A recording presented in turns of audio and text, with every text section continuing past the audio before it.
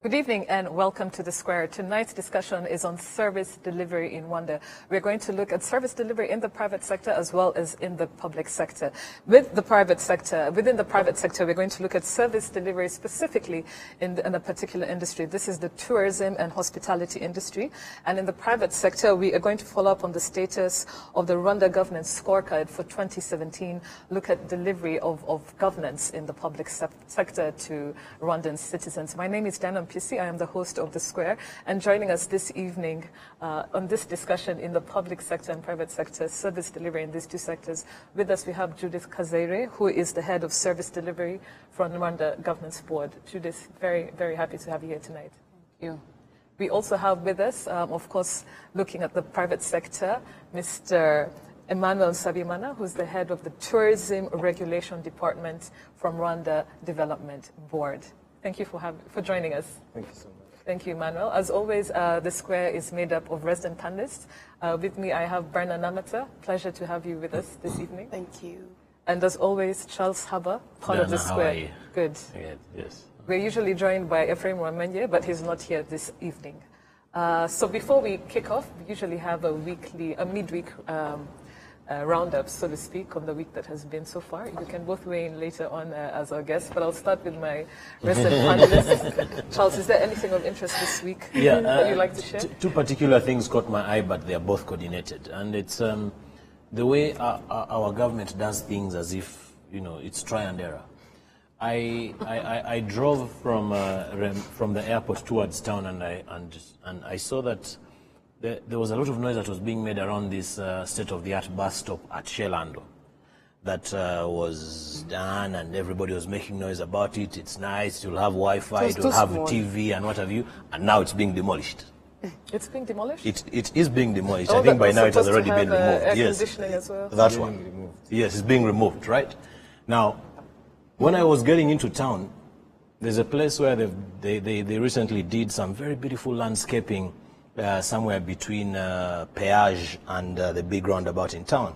Now on your left, there's some nice terraces that have been done and some retaining walls. Now there was a grader today that was digging up the new grass.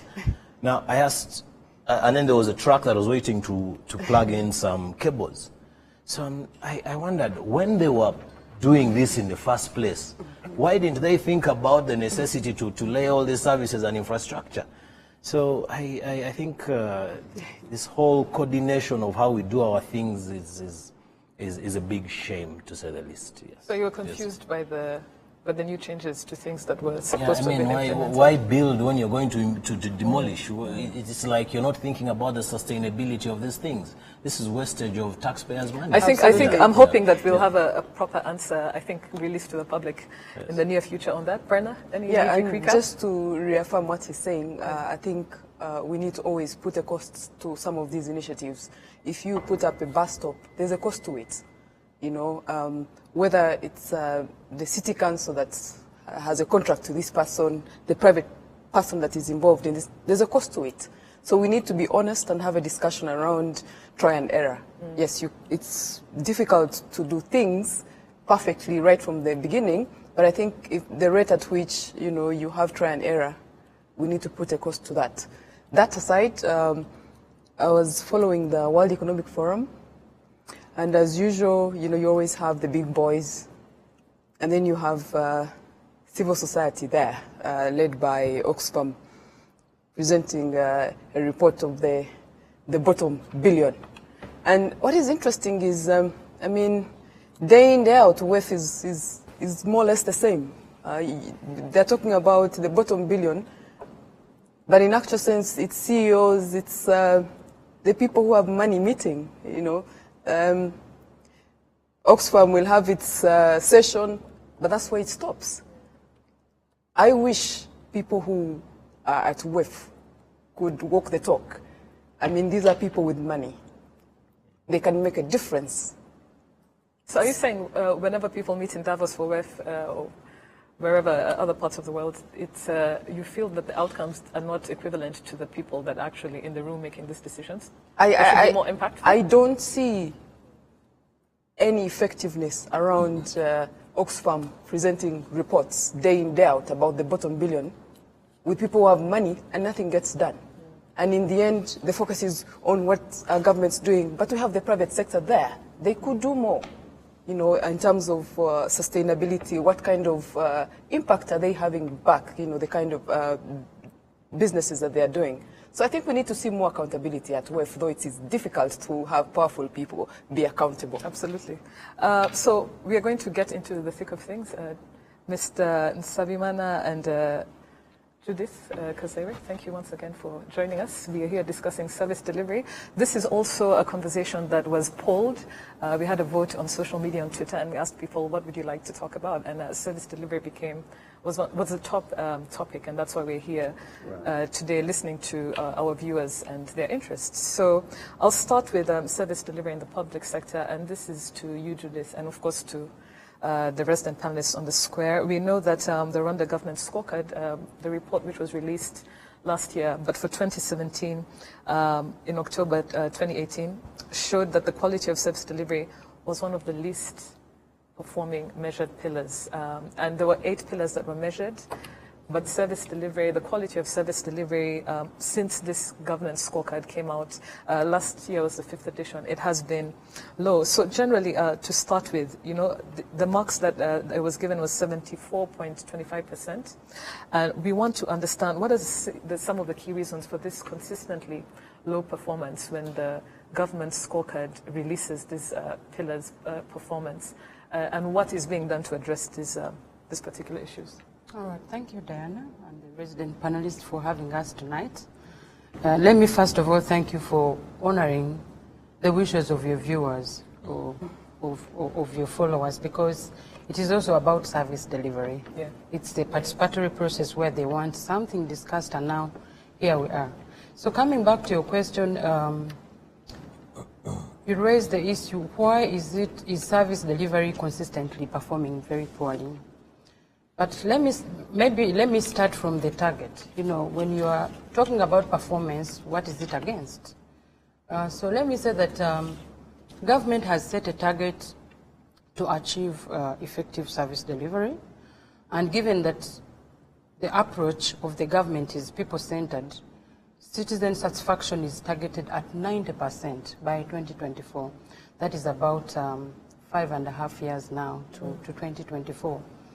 So you're saying last year the Rwanda governance scorecard ranked service delivery at 74.25%, as you were saying.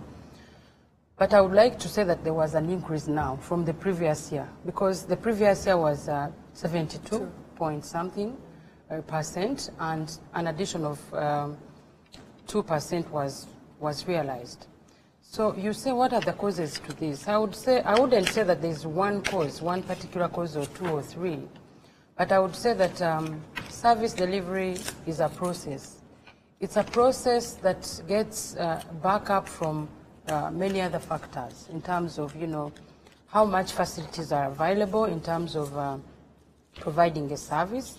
For instance, if it is health sector or agriculture sector, how sufficient are the facilities in the health sector in terms of what people want?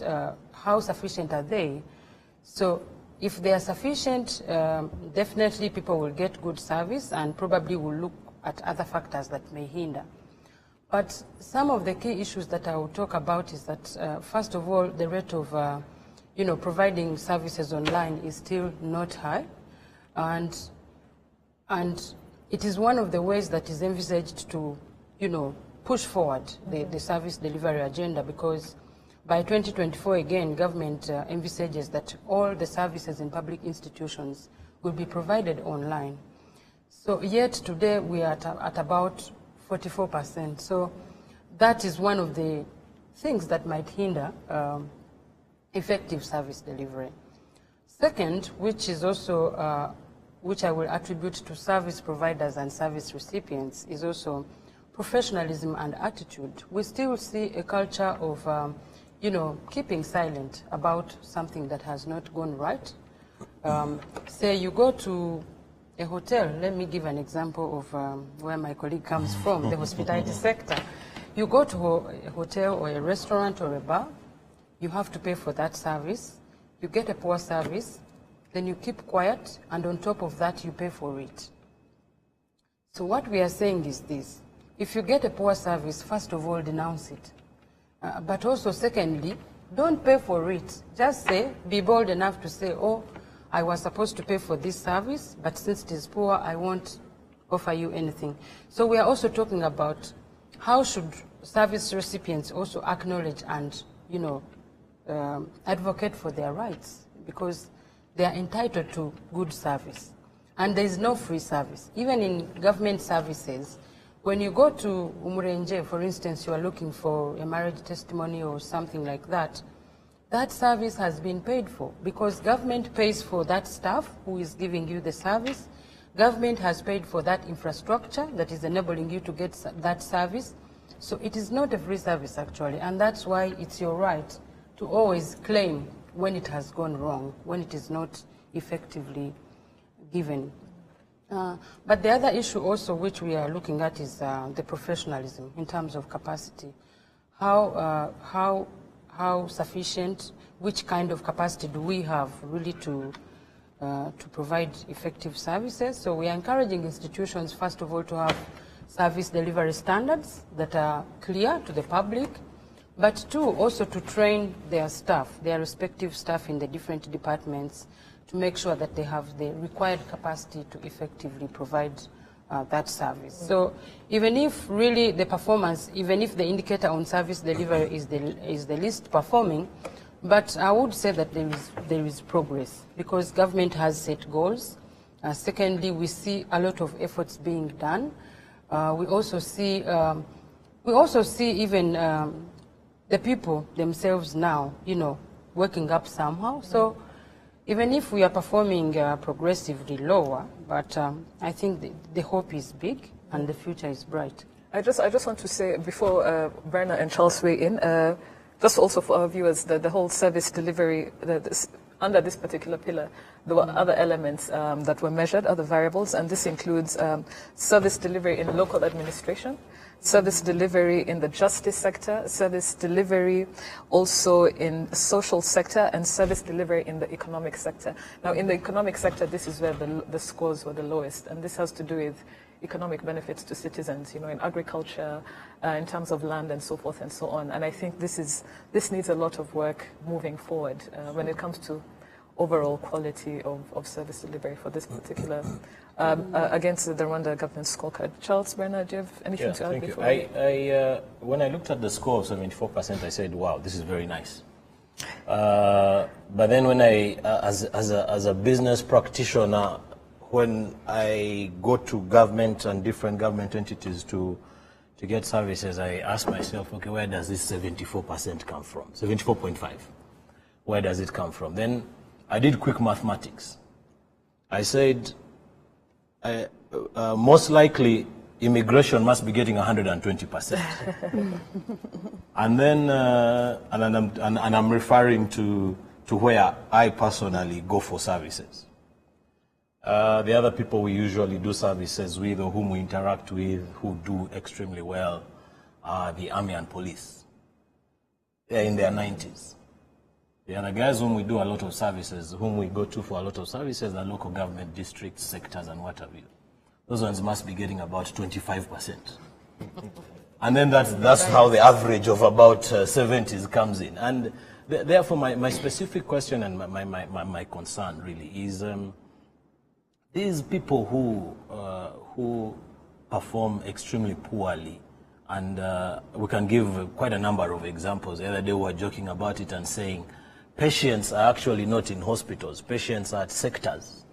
You know, when you go to a Murenje or a district and you're chasing for example, for a permission to renovate your property, or you want to transfer ownership of a property that you have bought, the number of hours and days that you spend there, or even just try to get a letter responded, the mayor or whoever it is, executive secretary, to just respond to your letter, it's a nightmare.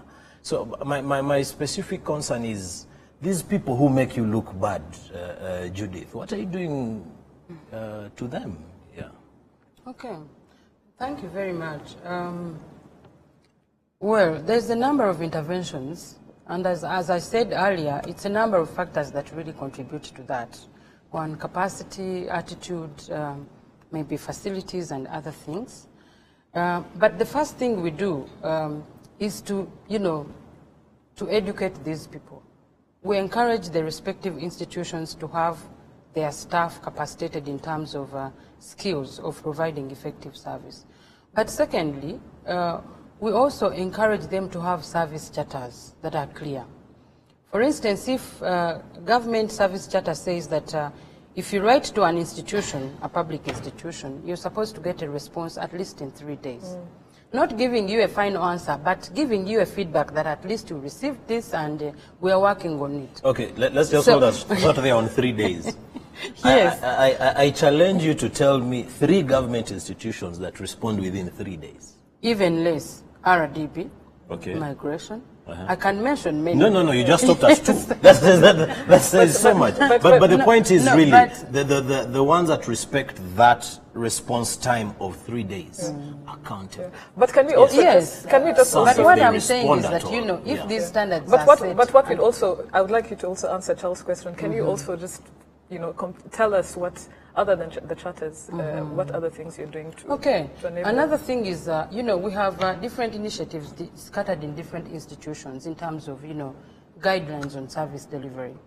After noticing that really the indicator on service delivery was ranking lower, we also thought about having a national service delivery policy that provides broader guidelines now to all public institutions on how to go about service delivery. The policy has been drafted. It's almost at the final stage of being taken to the cabinet for approval. But also, we are working on, encouraging government institutions to automate their services. We are working together with the sector in charge of ICT, Ministry of ICT and Innovation, RISA, RURA, Rwanda Online. We are working together to bring up, to develop a scorecard, an online scorecard that will be a standalone product to measure to what extent services are given online.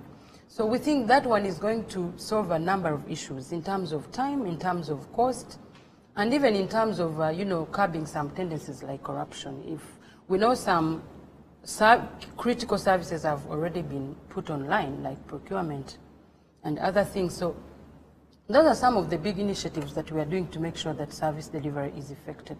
But more importantly also, to encourage institutions to take on certified trainings for service delivery. Because even if we may have all those tools in place without the capable personnel to work on, to use them, we wouldn't achieve a lot. So the other thing is also campaigns. We have a campaign called Hui Korera, or like Nayombi of RDB, to encourage people that give a service to somebody as you would like to be served yourself.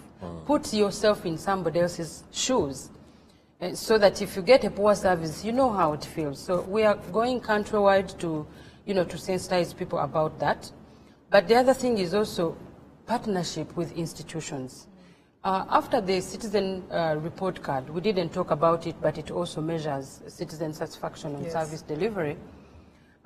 We see the least performing sectors, and we partner with them to come up with concrete measures to address. When you say we, you mean Rwanda Governance Board? Yes. Okay. Yes, I mean Rwanda Governance Board. Okay. Thank you for that. Brian, I think there's something you want to add before we go to our other guest, Emmanuel?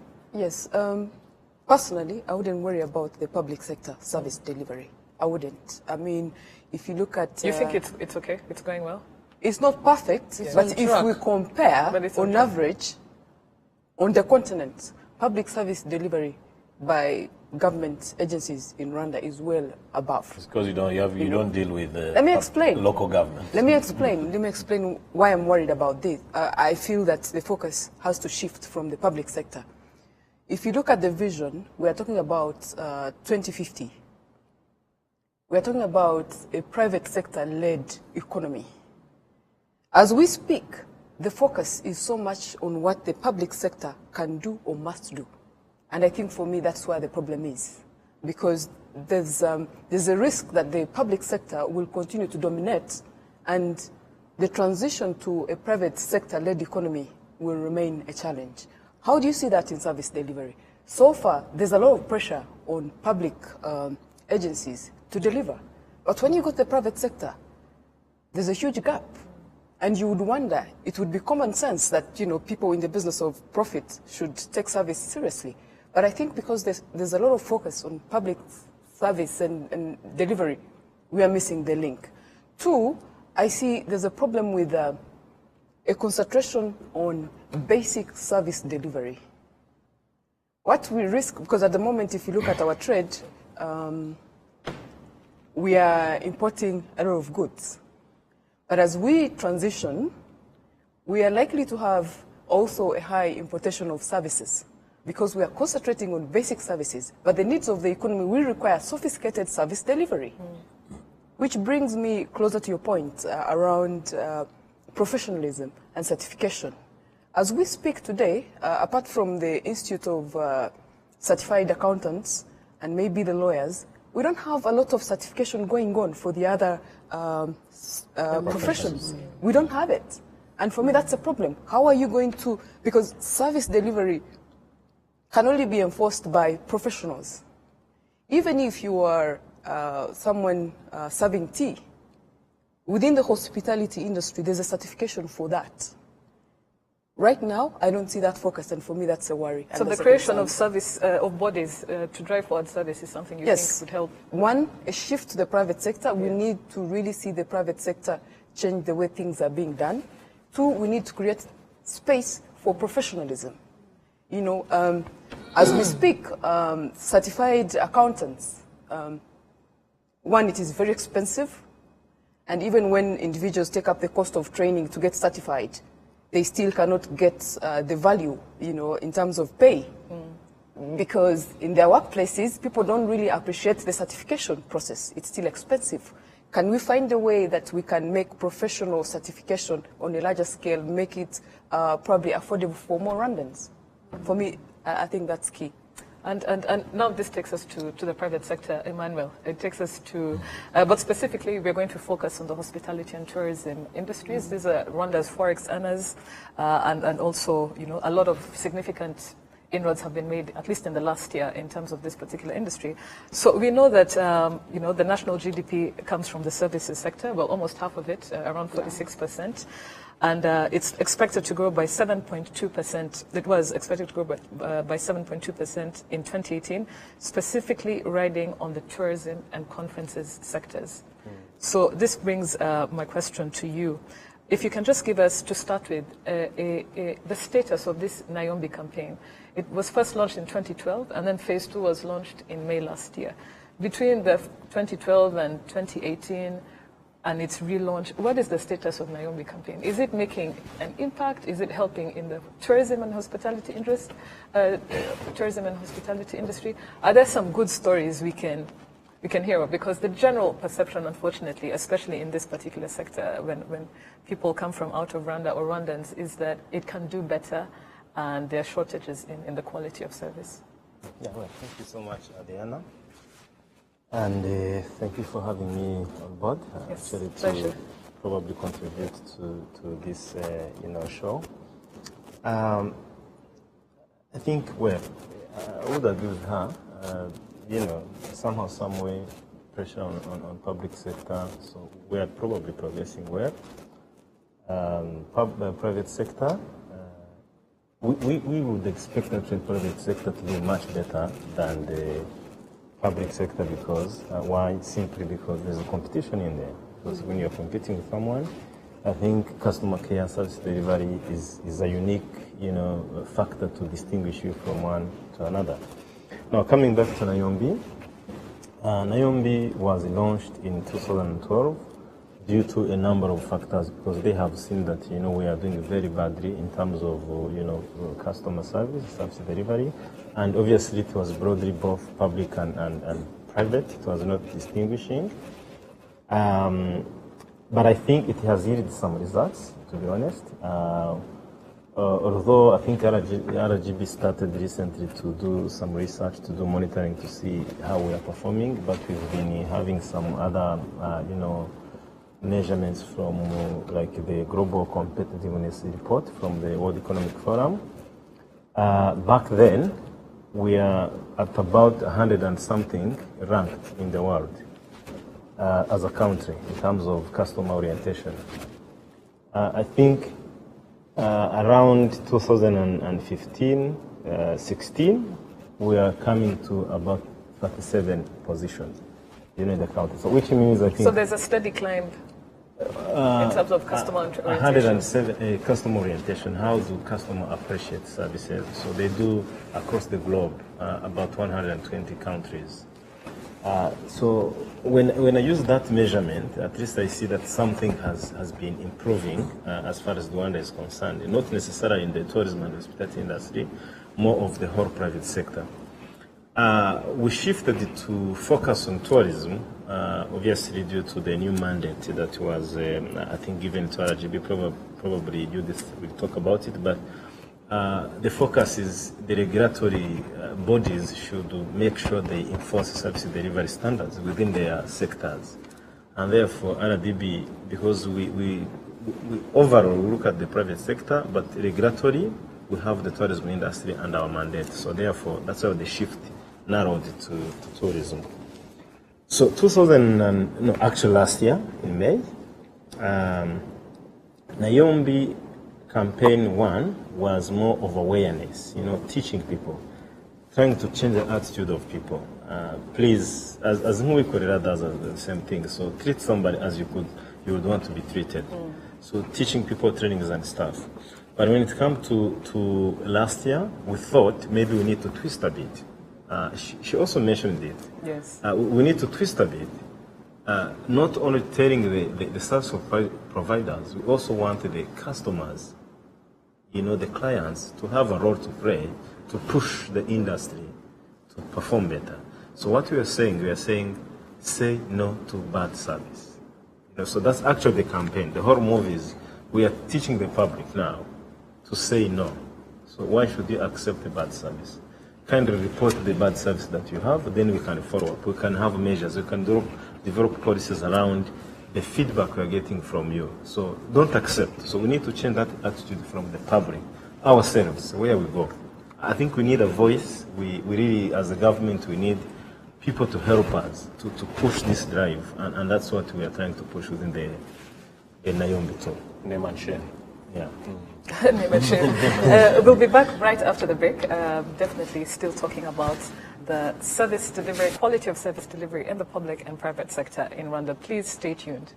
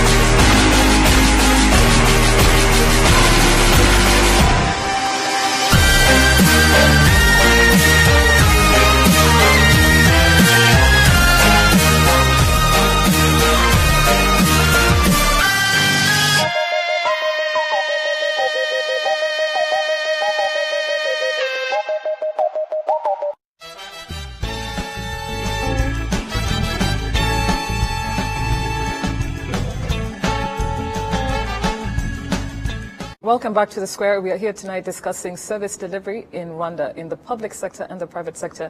And in this regard, we are joined by Judith Kazere, Head of Service Delivery from the Rwanda Governance Board, as well as Emmanuel Sabimana, Head of Tourism Regulation Department at Rwanda Development Board. Now, before we went for a break, we were talking about private sector service delivery.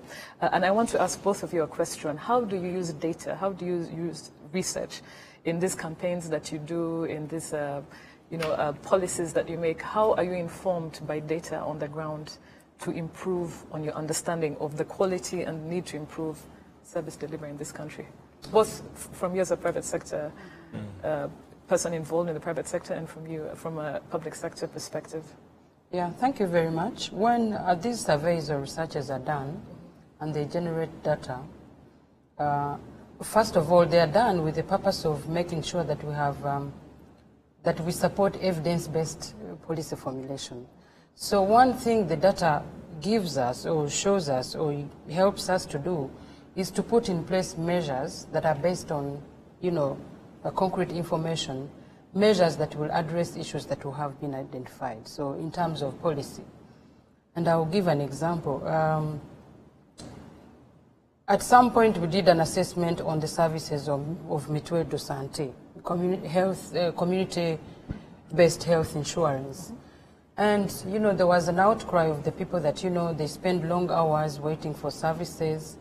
And so after such assessments, we bring the results and then we call what we call policy dialogues with all the relevant institutions, policymakers, technical institutions, to look at the kind of issues that are there and find measures. So one of the results on that program is that the Ministry of Local Government, in collaboration with NIDA, LODA, have put in place an online system where a citizen is able to pay for Mutuelle de Santé without moving to any bank or moving anywhere. They can they can check themselves easily that they are eligible for a given type of service. So that one was informed by data. Secondly, even the justice sector. I should mention that when this whole process started, especially when RGB was given this mandate of monitoring compliance to service delivery standards and good governance principles, institutions were resistant at some point.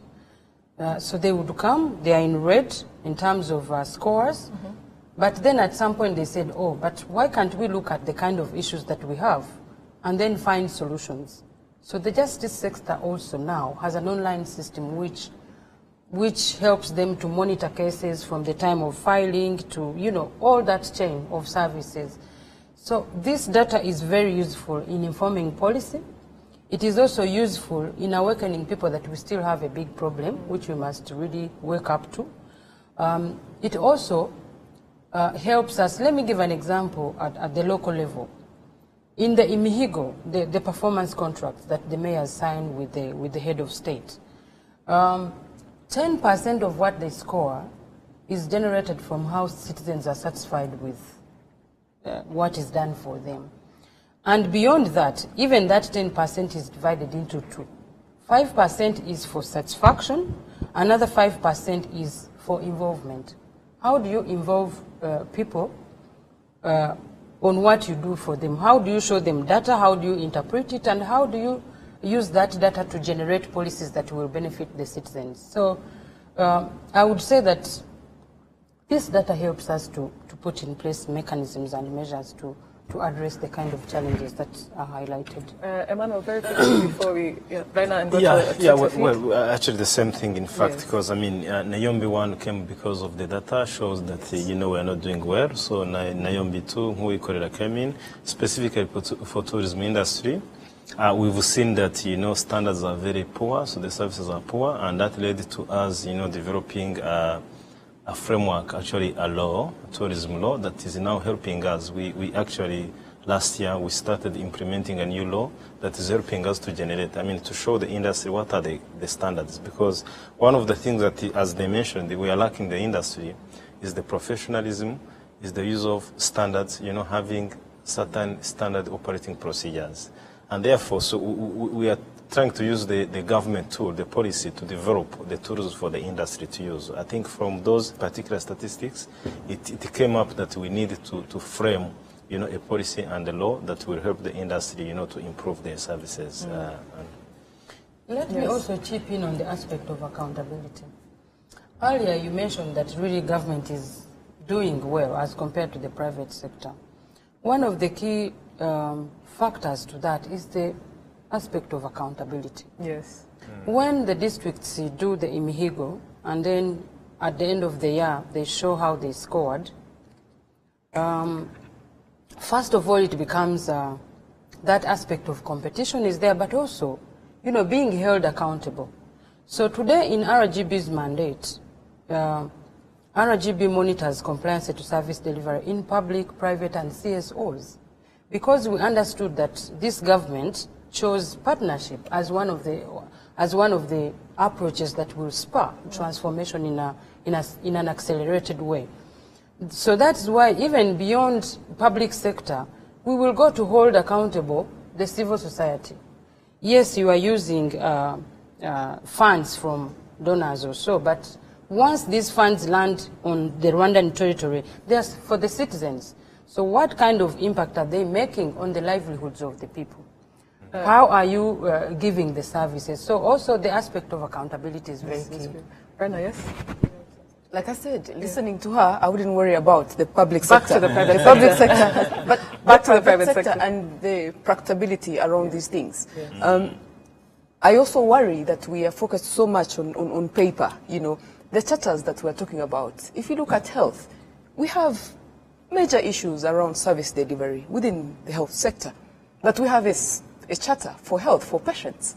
But how patients get to utilize the charter, I don't know about that, So how and how do we, service providers also get utilized? Because, and again, it goes back to professionalism. As we speak, for most doctors and patients, it's an unequal relationship. If you're in front of a doctor, most of the doctors in this country, you are at their mercy. They don't see the patient right. Yet when you go back to the charter, as a patient, you should have a right. That's one example. Yeah. Two, I would like to hear more from RDB in terms of the private sector. You work closely with the private sector. Well, if you look at most places, there are no feedback mechanisms for the service to say, how did we do today, for instance? If I go to a bank, as I exit, how did we do today? A suggestion box or a feedback box? Suggestion boxes may be there, but somewhere where you can just click, or a text message to say, how did we do? So far we've seen Move is doing that, Yego is doing very well. If we could scale up, such initiatives, so that if I go somewhere and I don't feel, because telling Rwandans to complain on site, I don't see that happening, because we have to go back to the reality of our culture. Our cultural. I want us to, we have very few minutes left. Charles, is there something you want to say, or can we go quickly to Twitter? Go to the Twitter feed. Yeah, so we have tweets from our audience, and our first tweet is from Augustine Rugundana, who says that there is a need to link 3 poignant points to achieve effective service delivery. 1, setting standards of quality and time for delivery. 2, sensitize service seekers on their roles, rights, and obligations. 3, empower, motivate, monitor, and account service providers. So that's one tweet from Augustine. Can you quickly comment on that? But I think he's more or less saying what we have been talking about. Yes, precisely. Exactly. So the next tweet is also here from Gilles. Gilles says that a toll-free line should be established for service recipients, should advocate for their rights. This is, Brenna, what you were saying. Especially in sectors, service delivery is poor, is very poor. I think most of these people are saying what we've been talking about as well on the show. One of our tweets now is from Butera. Butera says that, Berna is echoing what you said. Berna mentioned certification as one way to improve service delivery. Looking at the private sector, the way some of business owners treat their employees leaves many questions. Unhappy employees and good service do not cohabit. Absolutely.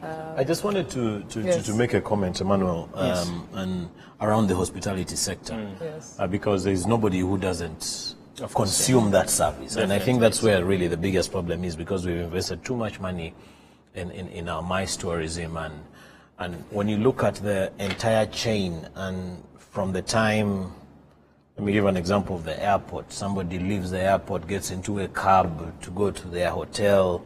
They'll leave their hotel, go to a bar, restaurant, and all the way until they go back. I get a feeling that you guys at RDB, especially borrowing a leaf from the Doing Business campaign that we've been running for several years until we have improved as much as we've improved, you need to be more assertive in terms of the service delivery. And I'll give practical examples. You do get, I'm sure, a myriad of all these complaints. Earlier on, I talked about naming and shaming. You need to hold people accountable. In the public sector, if a mayor does something wrong, he'll get fired, right? In public procurement, if you do something wrong in the procurement process, you get blacklisted. So it needs to go to very strict extents. Shut down the restaurant. Delist that cab driver who has delivered a poor service. You know, go to that hotel and get the manager rebuked in one way or another, or shut it down. You know, it's not enough that the shutting down is only for areas like hygiene or security. It needs to go all the way up to poor service, the delivery, and they get. Once it touches their pockets and revenue stops flowing, they will wake up. In the public sector, it's because they lose their jobs. Yes. So is this something in the Naombi campaign? Yes, not Naombi campaign specifically. Naombi is basic awareness campaign, you know, but within the framework of the law I talked about, thank you, Charles, for mentioning that. But the move is that we have a law that we're implementing that shows the standards, the requirements, but if you don't meet the requirements, what happens? I think that's the next move we are now into. That's a phase. Probably invite you for our stakeholder meeting, but we are developing, you know, we do temporarily shut down entities, although it doesn't go sometimes to media, but we do. But we've seen. I think we know of them. Entities that have been shut down. Exactly, but we've seen that's not the only way to probably correct the wrongdoing. So we are developing. Well, we're not saying fine is, well, I mean, a corrective measure. Let me say a corrective measure mechanism that we are putting up. We are still developing it internally, and we'll get it published, because, I mean, the law is only had 1 year, 2 years implemented.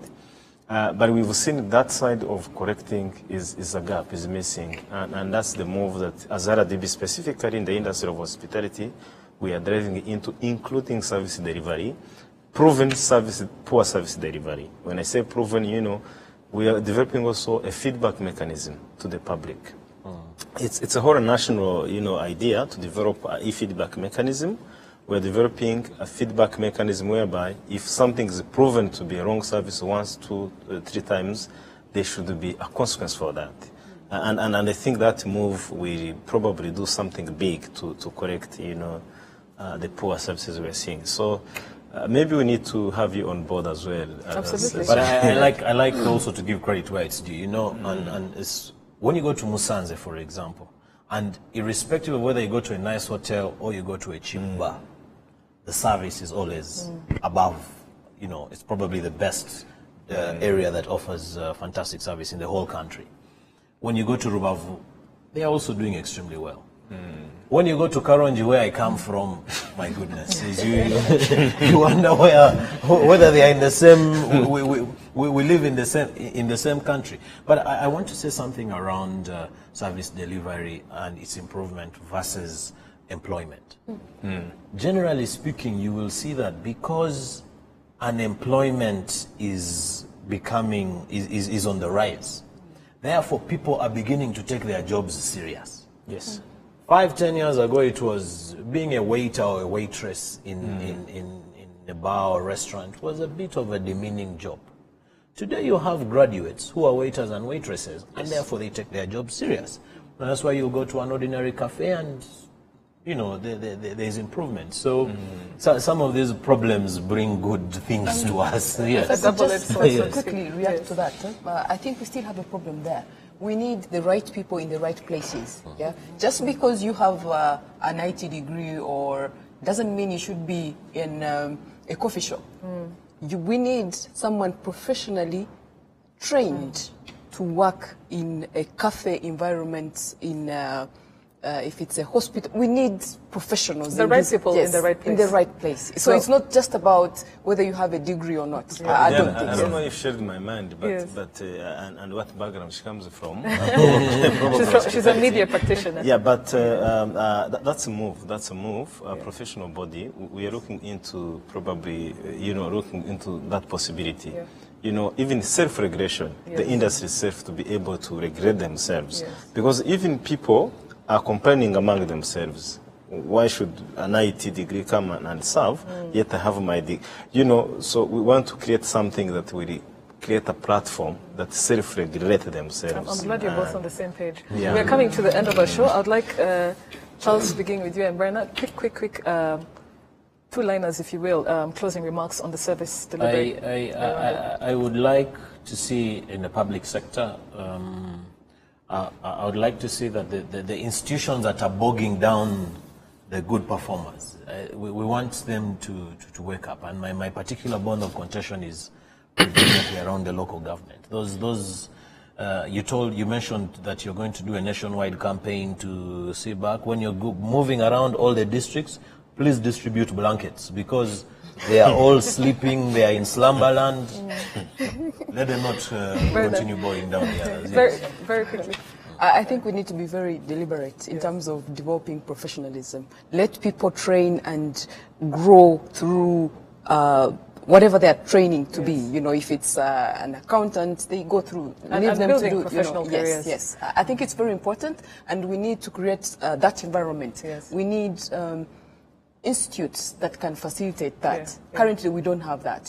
Short professional courses just to allow people who are already on the job to improve skills and professionalism. Very quickly, Thank you, Emmanuel. Diana. The show is very short, unfortunately. But I think for me, one statement, which I didn't touch, the ownership from the managers, the owners of the institutions. Yes. I'm talking with the private sector. Yes. I think they need to have the ownership of service delivery. If it doesn't come from the top down, it doesn't work. So I think for me, I'm calling the owners, the managers to have it in their mind, that it's their mandate to make sure they serve. If they don't follow up, nothing gets done. Thank you.